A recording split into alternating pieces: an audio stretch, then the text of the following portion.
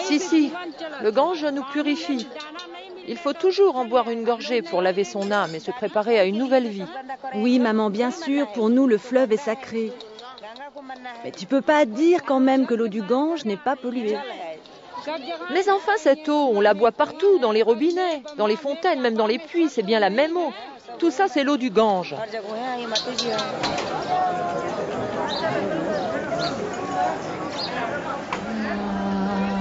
Le Gange ne peut pas être traité comme un vulgaire fleuve. Déifié par près d'1 milliard d'hommes, vouloir s'attaquer à la dépollution de ses eaux demande un certain courage.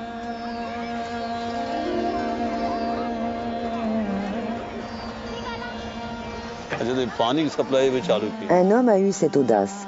Il s'appelle Veerbhadra Mishra. Cet ingénieur en hydraulique est aussi le grand prêtre du temple d'Hanuman. C'est un haut dignitaire religieux de la ville. Il a créé, voici quelques années, avec le soutien de pays occidentaux, le premier comité de dépollution du Gange. Il mène un combat de titans, et beaucoup pensent qu'il lui faudra bien 2 ou 3 vies pour arriver à ses fins.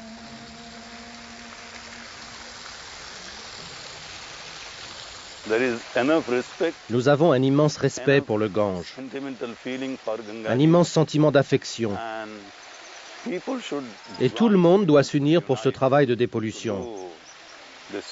La priorité de ce travail se situe précisément sur le traitement des ordures qui se déversent tous les jours dans le fleuve.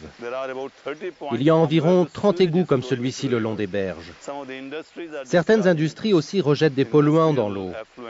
Mais ce n'est pas le plus grave parce que ce sont le plus souvent de petites fabriques de teinture de tissus ou bien des industries artisanales.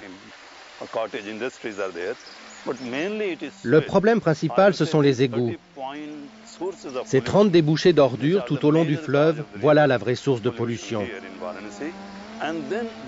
Tout le long du fleuve, il y a quelques problèmes ponctuels de pollution. Certains lavent leurs buffles dans l'eau, d'autres y jettent directement des ordures. Les autres font la lessive avec des détergents. D'autres encore prennent le fleuve pour des toilettes publiques. Tout cela crée la pire des pollutions dans la zone des bains sacrés.